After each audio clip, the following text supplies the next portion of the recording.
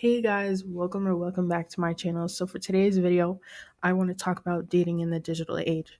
So the first thing that I want to talk about is how the term dating was actually coined. So supposedly the term dating was actually coined in 1896 according to Moira Wiegel's book called Labor of Love: The Invention of Dating.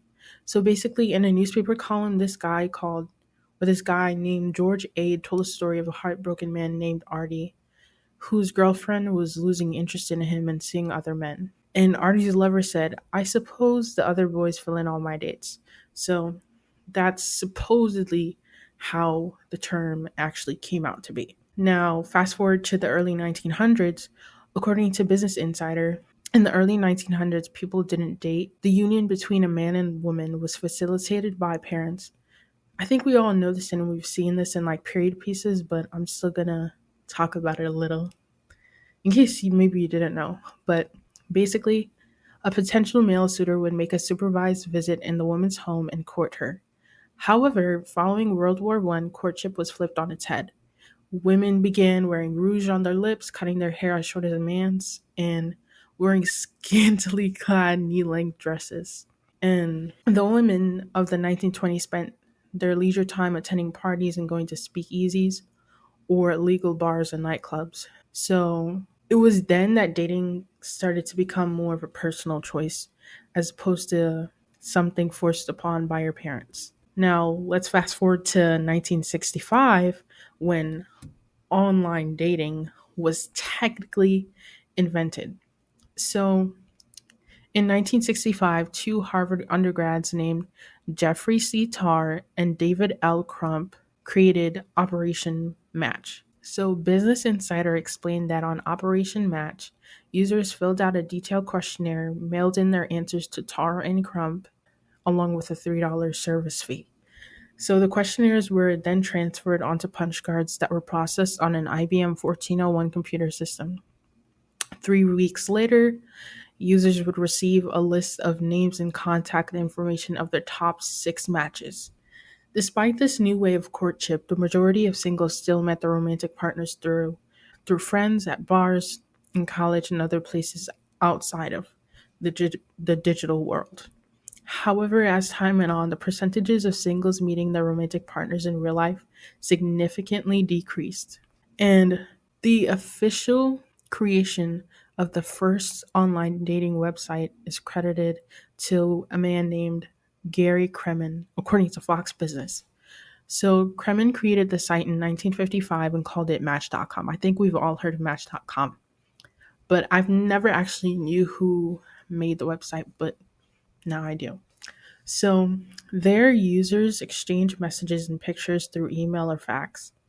The MIT Technology Review reported that today, more than one third of marriages start online. So, online dating is now the second most common way for heterosexual couples to meet, and for homosexual couples, it's the most popular. So, with all these technological advancements, shouldn't dating be easier? Well, according to Very Well Mind, data suggests that Americans think dating is harder now than it was 10 years ago. With the advent of online dating, people have an illusion of choice. There are so many options to pick from that choosing becomes almost difficult. In addition, there are safety implications, particularly for women and societal expectations. Even though society has progressed in almost every area, there's still an expectation to imitate the nuclear family as closely as possible. So, like a husband, a wife, kids, house, etc. But the most important aspect of dating that really makes dating hard is, I think, in my personal opinion, your personal expectations.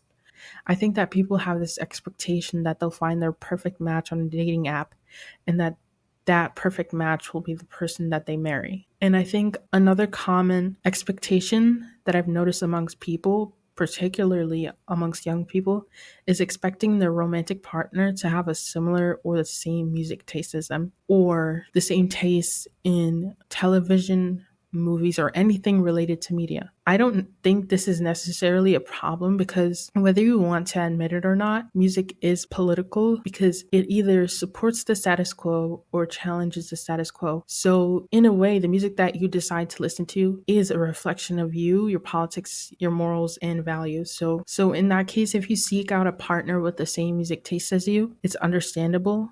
But what about those who don't necessarily care about politics or care about the politics behind music, but they still want a partner that shares the same music taste as them? Well, expecting a partner to have the same music taste or interests as you may be rooted from consuming romance novels and films or seeing perfect relationships online. But for Gen Z, I think it could also be because we've spent a significant portion of our life in an automated world. So in the 2020s, people can order packages online and have it delivered within a day or even a couple hours. So does Gen Z believe that this automation will be translated to their dating experiences? I don't know, but I think it's definitely possible because aside from same day shipping on places like Amazon Prime, social media kind of supports this theory. And so if you've ever used apps like Instagram or TikTok, the posts that appear on your feed are perfectly curated to your interests.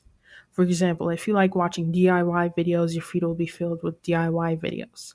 Social media apps create a perfect little bubble that reflect your personality, politics, and values. So when Gen Zers log on to apps like Hinge and Bumble, they may expect their matches to be a perfectly curated list of possible suitors that are exactly like them. Now, you might be thinking, what's the point of this video?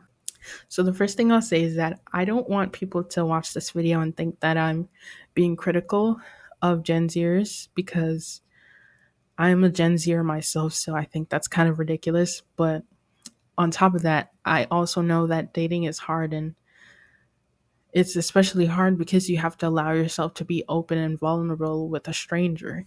But the whole point of this video is to open up a conversation on dating and particularly how the advancement of technology has affected dating. And I want you guys to think about these few questions in the comments down below. And you can either answer them in the comments down below or just think about it. You don't have to comment down below. Maybe you could just think about it and talk to your friends about it. But my question for you guys is, does living in an automated society where, for example, you can escape into a perfectly curated digital world make dating harder? Does this automation create unrealistic standards? And do any of you guys expect every person that you date to have a copy paste personality to you? And if so, why? If not, why not? Now, I don't have the answers to these questions, nor do I have the ability to change people's mindsets. All I can do is inquire and encourage people to watch this video and reflect. So, answer these questions in the comments down below if you want to, and feel free to share any other thought you had while watching this video. Also, make sure to like and subscribe and follow me on social media and turn on your post notifications so you know every time that I post. Thank you so much for watching. Be happy, be healthy. Bye.